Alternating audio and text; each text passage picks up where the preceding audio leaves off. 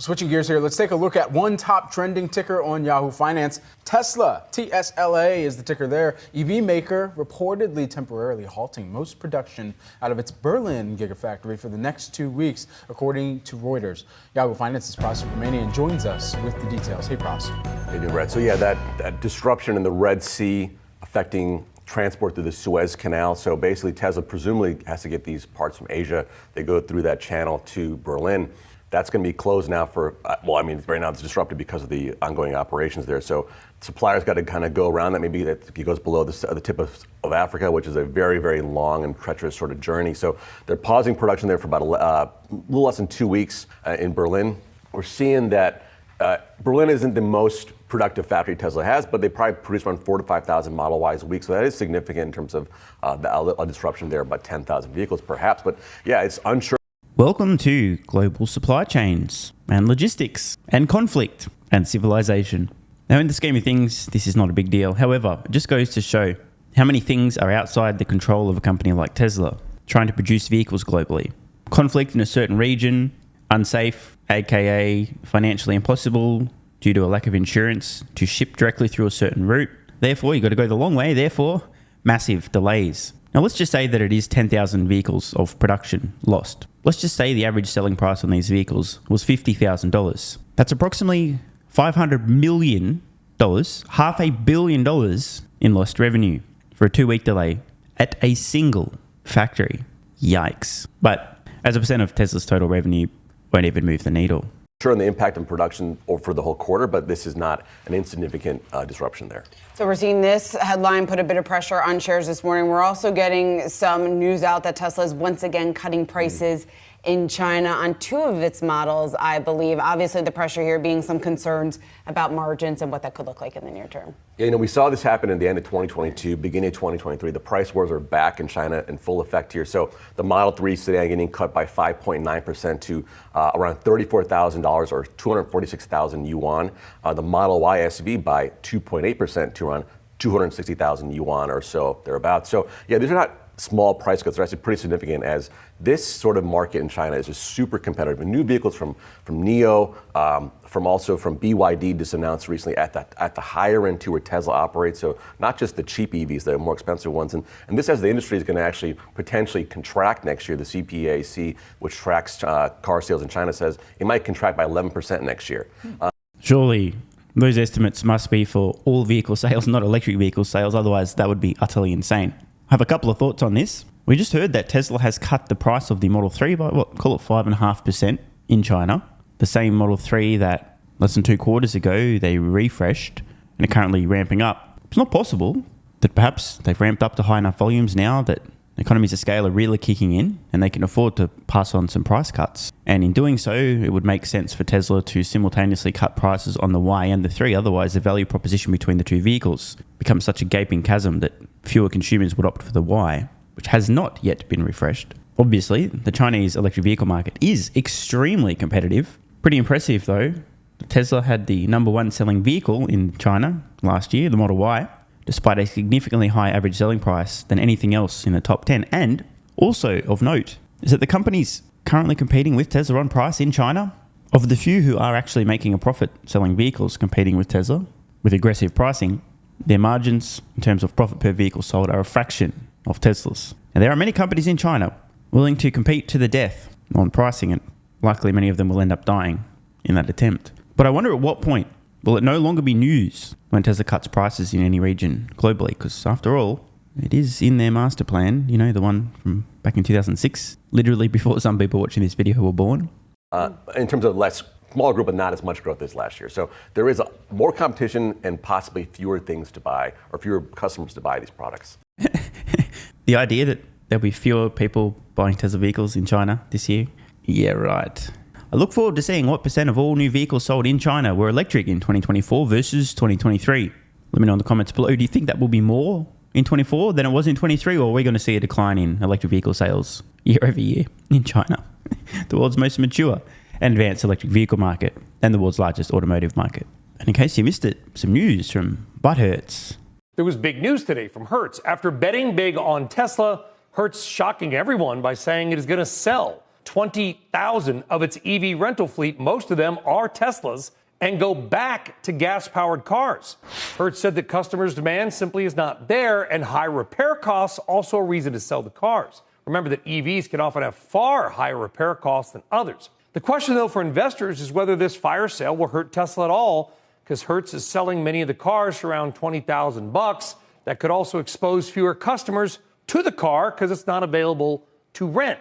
Tesla stock fell today. It's now on a pretty bad losing streak, at least for Tesla, now down 13% over 3 months. Longtime Tesla bull and Wedbush Managing Director Dan Ives with us. Dan, welcome. What is your take on this news? It's a black eye for Hertz. I think they clearly miscalculated in terms of the way this was going to, ultimately play out. But I don't view it as much of a negative for Tesla. I think the way Hertz went about it, from the marketing of the vehicle to the distribution, was a disaster.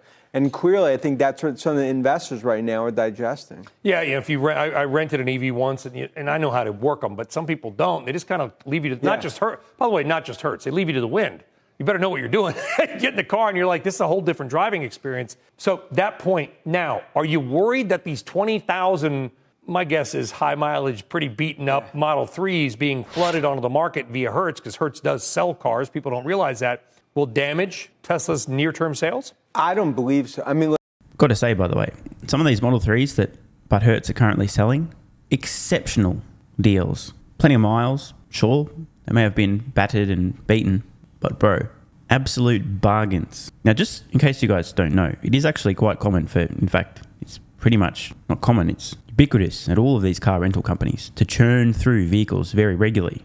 They don't want to be renting out vehicles with hundreds of thousands of miles on them. So it's quite common to sell portions of their fleet. Now, I don't know the full context around this and Hertz and selling Teslas and other vehicles, but I do know many of you folks will recall a couple of years ago when Hertz made the announcement to buy a bunch of Teslas. Soon after, they also announced plans to buy even more vehicles from other companies, electric vehicles that is. And I'm like, what the fuck are they doing? Strategically, at that point in time, huge red flag. I understand why you would buy Tesla vehicles. Now, I don't know too much of the detail about how they rolled this out, educating customers, how to use it and so on. So I can't speak to that. But to Dan's point, obviously it's a black eye for Hertz, not Tesla. But at the time Hertz was announcing we're going to buy X number of Tesla vehicles, but we're also going to buy 2X number of non-Tesla vehicles. At this point, I wonder, what are they fucking thinking?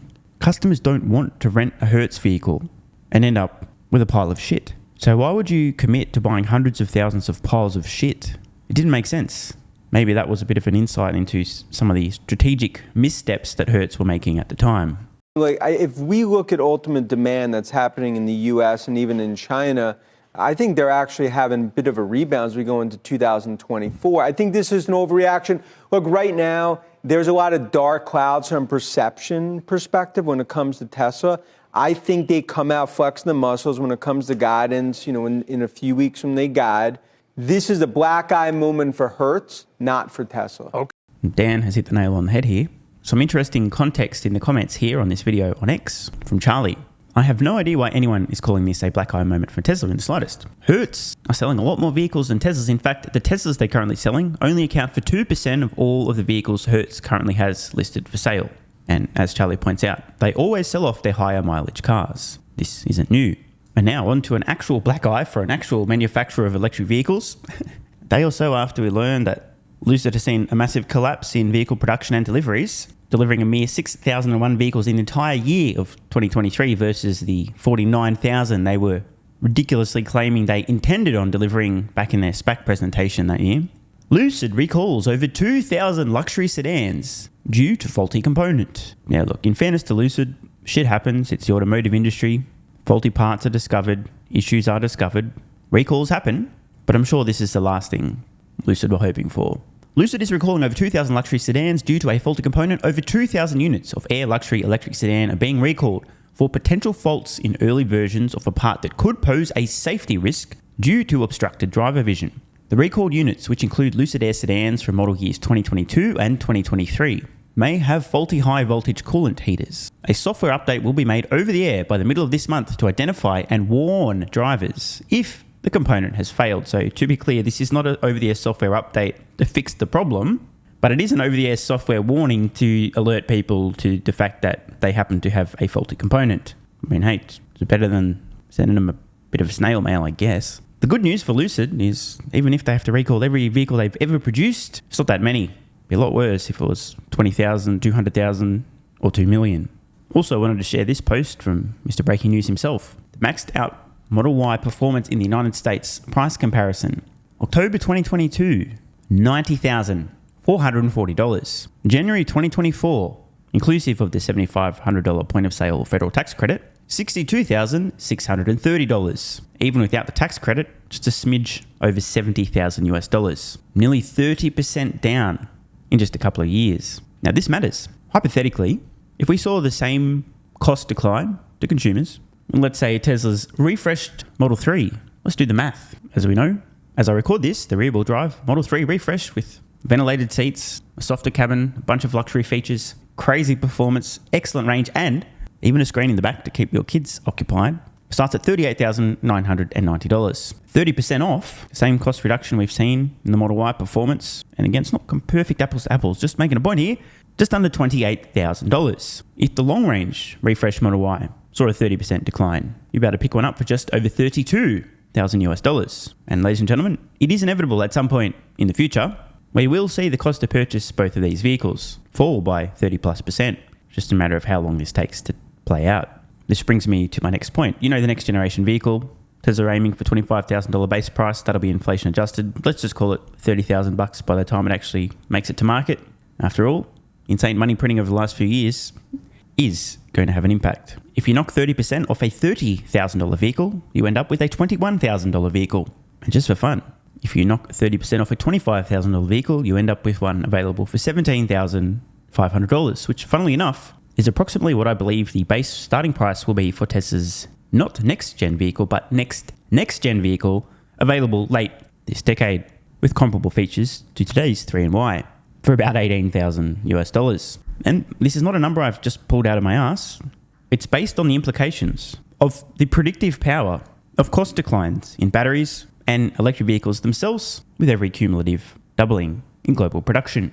Keyword here, predictable cost declines. A lot of people just don't believe this is going to happen, but when it does, I think a few more folks are going to understand exactly why Tesla was aiming for 20 million vehicles sold in 2030. Spoiler alert, the average selling price ain't going to be $50,000 or 40, maybe 30 if you're lucky. And in case you guys don't know, these predictions, base starting prices for each generation of Tesla vehicle over the next decade and then some, are available exclusively in my Tesla valuation model, which you can access on Patreon at the investor level and above. I have a table in there with Tesla's long-term vehicle lineup, the average selling prices, the base price, and importantly, the annual sales potential. As in, how many of each vehicle model could Tesla sell per year? Check out the link in the pinned comment to join Patreon at the investor level and above if you want to see. Or, better yet, make your own model with your own assumptions and let me know what numbers you come up with. Meanwhile, Polestar delivered 12,800 vehicles worldwide in Q4 2023, which for context is more than twice the number of vehicles that Lucid delivered in the entire year. Annualized, call it 8-9 times as many vehicles from Polestar. However, this figure, stunningly, was down 39% year over year. Now stop the fucking press, but bro, if you produce electric vehicles and you are seeing year over year declines in the number of electric vehicles you're selling to consumers, while the number of electric vehicles consumers are buying is increasing 30, 40, 50+% year over year, you have a big fucking problem. Polestar said their results were down because, quote, Polestar continues to protect its exclusive brand position in what remains a challenging market, resulting in fewer deliveries in the fourth quarter and now expects a gross profit margin for the full year of around break even. Let me translate. I think Polestar might subscribe to the fund manager / Wall Street analyst school of thought, which indicates that in order for you to maintain your brand position, you should sell vehicles for the highest possible price with the highest possible margin so everybody knows that you make high-end, high-quality, extremely expensive, super desirable products. And if consumers aren't willing to pay the high prices that you charge, just don't make as many vehicles and don't sell as many vehicles because you couldn't possibly, not in a million years, even consider lowering the prices on your vehicles to sell through production because that would suggest to people that your brand produces cheap shit. Obviously, strategic brilliance here from Polestar. Yeah, well, we can't sell the vehicles, so we're 39% year over year decline. I mean, that's fine. 40%'s not much, right? Yeah, we'll just make less vehicles and sell less vehicles. We're Polestar. We make luxury vehicles. Maybe they should consider advertising. I'm just trolling. They advertise everywhere. Awkward. Well, Tesla continues to see year-over-year and quarter-over-quarter increases in vehicles delivered and sold and adjust prices as necessary. Polestar instead happy to sit back and just sell less vehicles. God damn, dude. In what fucking NBA clown world does this make sense? Honestly. Fucking bonkers, bro. The entire company must be run by MBAs. Did somebody say exclusive brand? Check this out from Tesla owners, Silicon Valley. Shot from a Cybertruck wrapped in white. You can have it. Yo, that's a fucking. Hey, you know what? This shit beats a Yuri's. The fucking Lamborghini. This is like 90,000. The Yuri's like 200,000. This shit smashes that. I watched it, bro. Dude, Is so it what? wrap? Yeah, this is white and satin. But what is this like seeing on the road? It's fucking dope. Like a pixel. It looks fake. It looks pixelated, It bro. looks like we're fucking fake. We're just out here. Hey, like a Lego.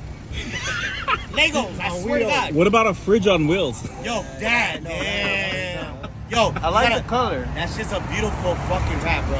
Where's the gas tank? No, I'm kidding. You know where it is. Yeah, I know. You know In the back. All right, brother. In case you haven't figured it out by now, Cybertruck is an A-list celebrity. The only other way anyone gets these kind of reactions out and about anywhere is if they are world famous. Just look at this. Again, this reaction, and many like it, are playing out dozens, hundreds of times throughout the United States. Every day as the first Cybertrucks hit roads. Outside of this Tesla bubble, many people do not yet know what a Cybertruck is, but certainly a lot of folks do. What are the odds that at least one of these guys told a few of their friends after they got back from their trip about seeing the satin white Cybertruck on road and how fucking sick it looks? Odds are probably at least 69%. I thought I'd just mention this because something protecting brand, wank, wank, wank, cool story, Polestar. What we're seeing on screen now, this is something you can't buy. This is something that a room full of MBAs simply cannot comprehend. Maybe Tesla should run some ads for the Cybertruck instead of just having made the most incredibly interesting, fascinating vehicle in a century. After all, Elon Musk doesn't know what he's doing. Speaking of Elon Musk not knowing what he's doing, what's this on screen now? Oh, some data showing the absolute disaster, the train wreck, the failure that is X. Elon, what a dumb fuck. He doesn't know what he's doing. What a loser. Hey, Elon, as if you know how to run a social media company, you dumb fuck. What's this? Why is the other one's red and X is not red? I don't understand. Hang on. In case you don't know, I'm trolling the dipshits in the mainstream media, the armchair Einsteins, the keyboard warriors who claimed that Elon didn't know what he was doing, the dumb fucks managing money for other people on Wall Street, claiming that Elon doesn't understand social media, he should stick to engineering, the morons claiming he doesn't understand software. We heard it at the time. I'm not going to rehash this, but just check this out. We're looking at data for December, the most recent available month. In December, Facebook saw a decrease of nearly 4% in visits and nearly 3% in unique visitors and a 0.75% increase in average visit duration. The stuff that really matters, down big time. If you don't understand numbers, I highly encourage you, bust out a calculator now and see what happens if you reduce a number. Just pick 100, reduce it by 3.9% and then do it again and again and again and again and again. X saw visits increase by 7.2% in December. The biggest number on this page in terms of visits and unique visitors was the increase in X in December. Unique visitors on X up almost 4.20% X now roughly half the size in terms of visits and unique visitors as Facebook. The average visit duration on X, a whopping 34.42% increase, leading the pack 24 minutes and 5 seconds. And the dating app, also known as Instagram, saw a 1.7% decline in visits in December, a very small decline in unique visitors, 0.14%, and a tiny increase in average visit duration. Now, a couple of things here. First of all, it's pretty clear that X is showing significant growth in terms of visits and unique visitors, despite the claims that X is dying and or would die, and Elon doesn't know what he's doing, and Elon doesn't understand people, and Elon doesn't understand social media, and Elon should stick to Tesla, and blah, blah, blah, blah. And Elon, stop having opinions. Elon, don't you understand? You're ruining everything. It's the end of the world. It's also evident that users are moving away from usage of Facebook and Instagram. Now, are these users heading to X? I mean, it's definitely possible. It's also possible that X is bringing in new people who typically don't use social media. I also just wanted to comment on the average visit duration. The shortest of each of these, Instagram, 18 minutes 49 seconds, but still managing to increase. Despite a decrease in unique visitors and visits, these are not correlated, of course. This is the average visit duration of people who did visit. This, I believe, speaks to the fact that even today, social media algorithms continue to give people more dopamine hits per second, encouraging them to stay even longer on the application. But look at the stark contrast. People are spending over 24 minutes in an average visit on X, meaningfully above time on Facebook and Instagram. And importantly, a huge increase, 34.42% in the average visit duration on X in December. What does this tell us? Obviously, it's only a single data point, but it seems to suggest that X is worth spending much more time on. Now, could this be because X is continually increasing the number of unregretted user minutes? You'd hope so. Maybe a lot of people are regretting their time on X. I wouldn't know. I'm not one of them. Out of interest, let me know in the comments below. Have you personally increased your usage of X, the time you're spending on the site, since Elon took over? Has that been trending up, fairly stable? I'd be curious to know. But either way, facts and data don't care about your feelings and your opinions. The facts are, the data shows a massive increase across the board on the 3 most meaningful metrics on X. Visits are up, unique visits are up, and the average visit duration is up significantly. I also wonder, could it possibly be that more video content is encouraging people to spend a little bit more time on X? More long-form content, long posts that weren't previously available under past Twitter ownership. If this trend were to continue, there could come a point in the future eventually when more people are visiting X, more unique people are visiting X and spending more time on X than on either Facebook or Instagram. Is it also possible that users would actually like to participate in a global town square as opposed to experience the one true narrative on Facebook and Instagram? Bit of food for thought. Anyway, I'd just like to say congratulations to Elon, who obviously just got really lucky because he doesn't know what he's doing. That's what the experts told me. Good on you, Elon. This was obviously just a lucky month. And with that said, I'm now going to spend a few unregretted user hours on X. Want more content? Early access? Bunch of perks? Click the links in the pinned comment. AG1 has given me a massive, meaningful boost in energy, allowing me to do a lot more every day, including using my brain more and using my body more. I highly recommend you guys and girls check it out. It's an excellent way to fill in nutritional gaps. It's got 75 high-quality vitamins, minerals, and whole food source nutrients, plus prebiotics and probiotics and digestive enzymes and adaptogens to help you deal with stress. Plus, if you click the link in the pinned comment or head to drinkag1.com/SMR, you can get yourself a 1-year free supply of vitamin D3 and K2. But don't take my word for it. Here's what some of you guys and girls have to say. AG1 has changed my life. I was, as you described, treating myself like a circus, ate like trash, rarely exercised, used alcohol as a stress crutch, cannabis also. AG1 is what gave me the kick in the ass, got me back to the gym, motivated me to do more for myself, family, my business, etc. Keep doing what you do. Now, I know there's some skeptics, the same kind of people who think Elon Musk is a fraud, reading this going, what do you thought? There's no way that's possible, bro. It must be a placebo effect. Believe it or not, this is a recurring theme. If you give your body everything it needs to feel and perform its best, including having a lot more energy, you'll need ways to use that energy. For me personally, that includes more exercise, moving my body more social activity, and more cognitively demanding tasks, including producing a fuck ton of exclusive content over on Twitter and on Patreon, plus my daily YouTube uploads. The proof's in the pudding. On to another testimonial from a viewer of this channel. SMR, you asked me to provide feedback on AG1. Here it is. It has helped with mental acuity, stamina, and intestinal waste management. Can't read between the lines. It certainly helps with regularity and digestion. That's what the digestive enzymes are for. It has also dramatically reduced my cravings for sugar. You guys need to stop eating sugar. It's fucking poison. I'm 50, 5'9", and overweight, aka a fat motherfucker. I think that's a technical term for overweight, isn't it? Is it fat motherfucker or obese? I can't remember. I average 100 hours a week in the West Texas oil fields as a safety supervisor. Jesus Christ, dude. No wonder you're struggling to keep your weight under control. 100 hours a week. Brutal. It has helped me lose weight. It is not an appetite suppressant. It can help fat people suppress cravings, and motivation to be healthier is critical for changing your diet. Love you, brother. Again, this is a great point. It's something people really don't seem to grasp. If you have more energy, everything becomes easier. It's like turning on easy mode for life. A few years ago, before I was taking AG1, my health was trash. I was struggling to get through the day, had afternoon fatigue. The last thing I wanted to do was either use my brain or move my body. Didn't have the energy. Now, my biggest struggle every day is figuring out ways to use that energy. I'm exercising way more, doing a lot more with my friends and family, and of course, my work output has increased substantially. And you can fact check me. Check out the average length of my videos I was posting to YouTube 3 years ago. Need I say more? And one final testimonial. Love this one. Okay, here's the deal for me with this AG1 shit. I'm 41 years old and not the type to eat, drink, smoke, or sleep healthy, so I was skeptical. That being said, Here's what I experienced. Day 1, meh. Day 2, afternoon fatigue was about 45 minutes late. Day 3, 0 afternoon fatigue. Day 4, 0 afternoon fatigue plus extra energy. Day 5, again, 0 afternoon fatigue plus energy, wondering, what the fuck, really? See, this is the thing, right? The results for many people are just almost too good to be true. This is the same experience I had. My afternoon fatigue just vanished out of nowhere. I'm like, wait, what the fuck? Why am I not tired in the afternoons anymore? Surely, it's not that AG1, is it? Turns out it was. Day 6 and 7, same thing. Day 8, same thing. Plus, I had the want to get things done around the house that I normally would slack off and not get done. Again, the point, extra energy, you'll need to use it, you'll find ways to use it. Day 9, 10, and 11, and today is day 12.